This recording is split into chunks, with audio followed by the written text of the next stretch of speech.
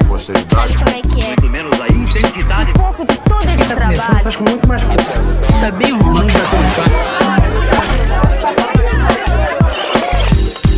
Salve galera, mais um Papo Reto na área e o personagem da vez hoje é o aventureiro Ângelo Corso. Ele vai explicar pra gente o que surgiu primeiro na vida dele, porque ele é um cara meio multiesportista, então queria saber dele. Você já, Ângelo, já convivia com esporte na tua família e depois se transformou em advogado e hoje em dia está dedicado às aventuras aí de grandes travessias. Como é que o esporte pintou na sua vida e quando ele começou a ficar uma coisa séria? O esporte surgiu dentro de casa, na verdade, né? Meu pai é professor de educação física, ele era professor do mesmo colégio que eu estudava. E era até engraçado, porque ele ia pro colégio de carro e não dava carona pra gente no retorno. Ele falou, não, vocês têm que ir a pé. Eu, meus irmãos, a gente voltava para casa a pé e ele ia de carro. Ele falou, é isso aí, tem que começar desde cedo. Então, aos poucos foi evoluindo. Eu fui criado na Serra aqui do Rio de Janeiro, né, e desde cedo tive contato, né, com os esportes ligados, né, às montanhas, as serras, o mountain bike, o montanhismo. E a infância em Búzios também, né, que rolou o contato, né, com os esportes ligados à água, canoagem, o surf, propriamente dito, a natação. Tal, e a vida foi passando, o esporte sempre presente, né, você naquela ali adolescência para a juventude sem saber muito o que fazer, sempre fui um cara um pouco assim preocupado com as regras do mundo, o que a gente pode fazer para corrigir o erro e tal, e caí para o direito. Né, durante alguns anos assim, meu ideal ainda me conduziu pelo direito, mas a rotina nunca larguei o esporte de lado, já participei de algumas competições, né, de corrida de rua, e treinava todo dia, surfava de manhã cedo, acordava de manhã, né, para praticar essa rotina do esporte. E a vida vai passando, algumas situações, né, vão acontecendo, fazendo você refletir. Então, eu queria falar exatamente de uma delas que você teve uma perda muito grande, né, e que te obrigou a reenxergar a vida, né, tentar estabelecer um rumo diferente para a tua vida. Na verdade, isso me fez refletir, né? Eu perdi um irmão em 2006, um irmão muito querido, né? Era esportista também, num acidente de moto. E a partir dali eu comecei a olhar para frente, olhar para trás e falar, bom, se o meu dia aqui terminar amanhã, eu vou estar feliz, eu vou estar fazendo as coisas que eu gosto, né? E eu concluí que não. E aí eu me remetia lá na infância, né, dos esportes que eu praticava com meu pai, quando a gente saía para caminhar, do surf em Búzios, acordava 4, 5 horas da manhã para surfar lá em Jeribá e não tinha onda. Quando não tinha onda, eu entrava no botezinho dos pescadores e ia com os caras pro mar, entendeu? Então isso tudo faz você falar, pô, até onde que eu consigo ir, né, com isso? E eu falei, não, dá para ir longe, sem pressa, sem paciência, e comecei a organizar essa história toda. Sempre tive muita inspiração no Amir Klink, né, que é um cara extremamente organizado e planejado, porque para fazer isso não é pegar e sair, até dá para fazer assim, mas quando você organiza, quando você planeja, você consegue contornar os problemas, né, de uma forma mais tranquila e fazer disso a tua filosofia de vida. E é isso que está rolando agora, né, cara? A gente fez uma expedição aí de 17 meses, né, do Rio de Janeiro até a Amazônia, fizemos um giro grande lá pela Amazônia, né, ao longo do percurso a gente descobriu que a nossa expedição foi a primeira a subir o Rio Amazonas contra a correnteza, o que no momento que eu vivi a situação eu percebia que estava muito difícil, estava muito complicado, muito desgastante, mas na verdade aquilo ali acabou me fortalecendo e fazendo eu enxergar que aquilo ali era o que eu queria para frente, entendeu, na minha vida, e é isso que está acontecendo.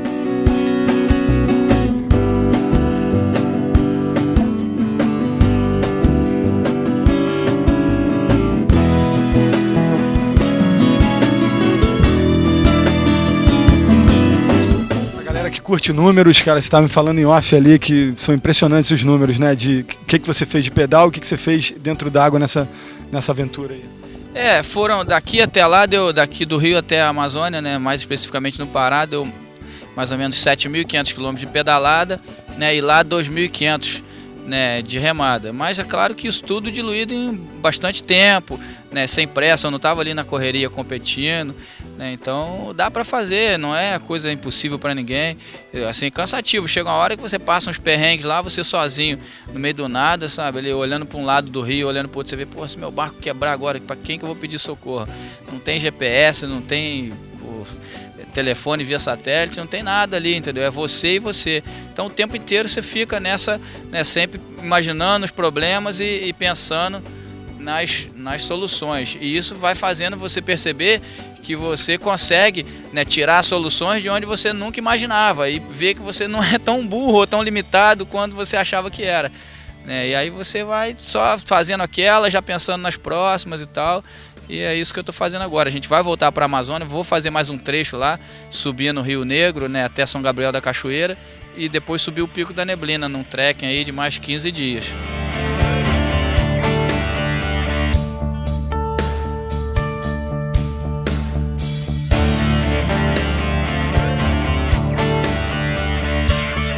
Você estava me falando também em off mais cedo que tem aquelas duas realidades distintas, né? Quando você está na bike, se você cansa, você para e está em solo firme, enfim, você tem a possibilidade de descansar teu corpo minimamente. E no caiaque essa possibilidade não existe. Então conta pra gente aí como é que é essas duas realidades dentro de uma mesma aventura e, enfim, e alguns perrengues, alguns problemas de percurso e também grandes encontros que você teve com personagens nessas comunidades ribeirinhas também, né? O mountain bike, né, o grande lance dele é o seguinte, que você imprime um ritmo, uma cadência, né, nessas viagens de longa distância e você vai aos poucos ali, né, se adequando a ela. E é isso aí, cansou, você, né, põe o pé no chão, você pode estar descendo ladeira ou subindo o morro, né, que você põe o pé no chão e consegue ali respirar, tomar uma água. E na remada, o complicado é que dependendo do ambiente, e isso eu falo do Rio Amazonas, né, o Rio Amazonas, a realidade a realidade geográfica, a realidade natural, ela é muito complicada. Primeiro porque é uma região muito remota, você está literalmente no meio da selva amazônica, né? A água do rio é uma água muito turva, uma água muito barrenta, então você não consegue enxergar o que tem na água. A correnteza é muito forte, só para você ter uma ideia, né, a correnteza ali, você subir no rio, você rema no máximo 2 km por hora, 3 km. Você descendo, você rema 6, entendeu? 7, 8, então é quase o dobro. E eu estou exatamente agora no encontro das águas entre o rio Tapajós e o rio Amazonas. Eu estou na boca do rio Amazonas. Eu vou navegar aqui até Manaus, coxeando o rio pelo lado esquerdo. A corrente aqui é muito forte, você para um pouquinho, né, e ela já começa a te levar para trás. Então eu vou encerrar a gravação, senão eu perco uma meia hora de remada, beleza? Depois eu dou sinal de vida. Valeu, tchau, tchau. E como a correnteza é muito forte, eu acabava tendo que remar pela margem. E a margem do rio Amazonas, o perigo é o seguinte, que o barranco é muito alto. E esse barranco é muito alto e a corrente muito forte, a corrente bate no barranco e o barranco cede, né? E quando o barranco cede, as árvores cedem junto também. Então o perigo, você estar na margem, são vários perigos, né? Um deles é você, né, ser atingido por um barranco desse que despenca o tempo todo, tem até o fenômeno lá que chama fenômeno da terra caída, né? Outro deles é uma árvore dessa que despencar, atingir você, e você, por uma árvore dessa te atingir, você às vezes pode estar remando nem tão próximo, nem tão necessariamente próximo da margem, porque as árvores às vezes têm 30 metros de altura. E o outro perigo é que os jacarés descansam na margem do rio. Esse foi o principal perrengue. Você teve encontro com eles? Tive, cara. Olha, não foi fácil não, bicho. Eu tive, assim, 5 histórias com jacaré e 4 encontros, na verdade. Esse que eu não encontrei, graças a Deus não encontrei, porque 2 pescadores assim me pararam. Eles tinham me visto na televisão fazer uma matéria e tal, e eu era um objeto totalmente estranho ali, então sempre eu parava para conversar com eles, eles paravam para conversar comigo. Eles começaram a me gritar de longe, eu já parei. Eles falaram, cara, não atravessa aqui nessa ilha não, que tem um jacaré-açu aqui chocando, e o jacaré, quando está chocando, ele fica num período muito agressivo. E o jacaré-açu tem 6 metros de comprimento, meu barco tinha 4,5 metros, né? E o jacaré tinha atacado a canoa deles, dado uma cabeçada. O jacaré fica muito agressivo. Outro encontro interessante que você teve no Rio, esse menos inóspito, menos assustador, foi com a Pororoca, né? Que é uma experiência também, um divisor de águas para quem curte surf. E de repente você não tinha essa expectativa ou já tinha de chegar lá e tentar enfrentá-lo, ou ter essa possibilidade de surfar lá? Não, a gente planejou para chegar em São Domingos do Capim, lá no Pará, né, para encontrar a Pororoca. A Pororoca lá não é muito grande, então ela dá para, né, qualquer surfista aqui, tranquilo, né, encontrar com ela e dar uma brincada. Agora, o que é muito estranho, assim, o que surpreende muito é que você imaginar uma onda no rio a mais de 100 km do mar, né? Porque o que é a pororoca, né? O termo pororoca vem de pororong, né, que é um termo indígena que quer dizer estrondo, barulho, que é na hora que a massa de água do mar, ela entra dentro do rio e naquele impacto ela vai fazendo, formando, empurrando a água do rio e formando a onda, né? E a onda vai fazendo um barulho mesmo, um rebook, dá uma espantada, ela vai passando, né, pelas margens do rio, vai levando tronco, vai levando mato, vai levando o que tiver. O pessoal das embarcações tiram os barcos e tal. E aí quando eu vi, né, aquela pororoca, você avista a pororoca uns 5 minutos antes dela chegar em você. E quando você viu, falando, porra, meu irmão, como é que essa onda chegou aqui, né? E aí é diferente, você no mar o posicionamento é um, né? Porque você já sabe onde é a arrebentação, né? A onda ali é impulsionada pelos ventos, né? Então fiquei meio perdido sem saber como me posicionar. Tentei ficar em pé, caí, aí tentei ficar de novo, caí de novo em cima da prancha, falei, não, eu vou deitado. E aí deitei em cima da prancha, fui ali igual uma criança, me divertindo com a pororoca.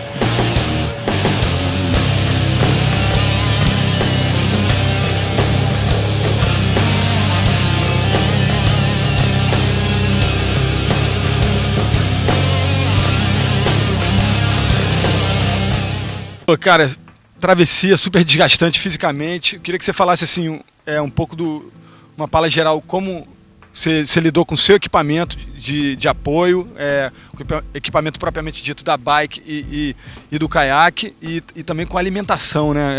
Deve ser uma incógnita, enfim, uma pergunta que muita gente gostaria de fazer para você.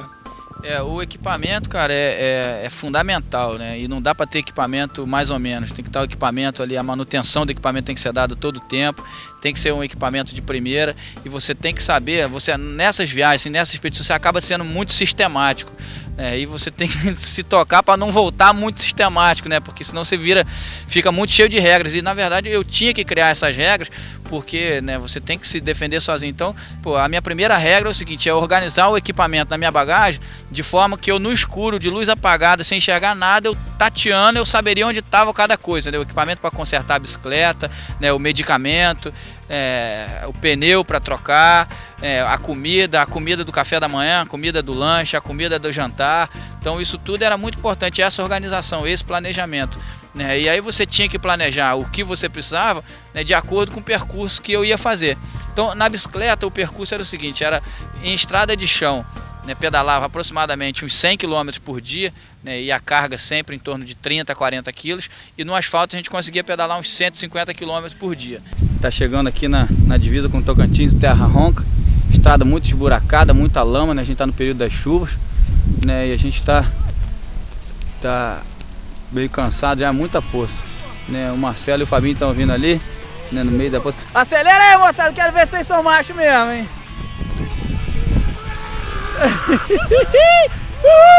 Essa é a estrada que a gente pegou hoje o dia inteiro. O Marcenês e o Fabinho aí, vambora, moçada! Eita porra, hoje a competição é quem chega mais sujo, né? A água era hidratação o tempo inteiro, né? Garrafa d'água o tempo inteiro ali, bebendo muita água, eram 6, 7, 8 litros de água por dia, né? E fazia uma hidratação, uma suplementação de hora em hora, né? Ali a base de carboidrato, proteína, né? E fruta, muita fruta. Onde a gente encontrava comprar fruta, laranja, banana, maçã, né? Carregava ali uma sacola e ia comendo o dia inteiro, e no final do dia fazia o almoço, né? Que era na base de carboidrato e carne de soja. Eu não como carne, né? Então no trecho de bicicleta, quando a gente conseguia achar um posto de gasolina na beira da estrada, parava no posto de gasolina, economizava a nossa comida e o tempo que a gente ia gastar para fazer também, e comia lá um PFzão de arroz com feijão e estava resolvido o problema. Já na canoagem, né, como o trecho era longo, o percurso inóspito, longe de possibilidade de comércio em alguns trechos, né, eu tive que levar mais carga, né, do que na bicicleta. Então eu levei ali aproximadamente uns 50 quilos de carga, e a maioria era comida. Então a comida era ali, você de hora em hora fazer uma suplementação, né, uma alimentação para não se fadigar, né, para diminuir, na verdade, a fadiga, porque, né, o planejamento era pedalar 8 horas por dia, mas teve dia da gente ter que pedalar 12, 14 horas, né, e a remada era 8 horas também, mas só que teve dia de eu remar 16, entendeu? Então, para esses sprints assim que você acaba tendo que a situação impõe a você, você tem que ter, a manutenção do corpo, a alimentação e exercício físico, né? Hoje aí 90% das patologias estão relacionadas a isso, a má alimentação, falta de atividade física e estresse. Estresse não tinha nenhum, tava lá fazendo o que eu gostava. Né, Você disse não estava competindo, né? Exatamente, não estava competindo. Na verdade é uma competição interna, né? Mas não tem hora para chegar, né? Você tem que estar ali vencendo os seus limites. Passa algumas situações no Rio Amazonas, eu encarei uns temporais lá, são violentos pra caramba, né? Os navegadores de lá falavam, porra, e quando você pegar um temporal aí, o que você vai fazer? Eu falei, cara, eu vou rezar. Olha, essa é a névoa branca que se forma, né, com o temporal aqui do Amazonas. É muito forte. A chuva está molhando a câmera inteira, você não consegue ver nada, não consegue se locomover, né, para frente, você só rema para manter a direção do barco, né, e não voltar para trás, até achar um lugar seguro para encostar. Então eu sempre procurava conversar muito com esses caras, né, com os pescadores, lá com os navegadores, porque o Rio Amazonas ele é conhecido como Rio Mar, né, ele na cheia, na verdade, a distância de uma margem para outra chega a 30, 40 quilômetros, então você não enxerga a outra margem. E tem trecho lá que forma onda como onda de mar ali, aquele meio metro de onda de mar que vira o barco mesmo. E a tempestade quando entra, cara, na verdade é um conjunto de manifestações da natureza ali que você fica meio sem saber o que fazer, porque o vento forte vem do lado, a correnteza vem de outro lado, sabe, a chuva vem forte de cima, raio começa a cair, que a tempestade elétrica lá é violenta. Então, essas horas é complicado, você não tem o que fazer literalmente. Eu procurava arrumar um lugar abrigado para encostar, mas teve dia de eu ter que remar 2 horas no temporal para achar, porque não tinha. E quando achava era legal, a primeira casa que eu vi, eu batia lá, o pessoal me recebia bem, pegava o barco, eu já estava fraco, não deixava nem eu carregar o barco, pegava o barco, botava para cima. Né? A criançada, eu me divertia com a criançada.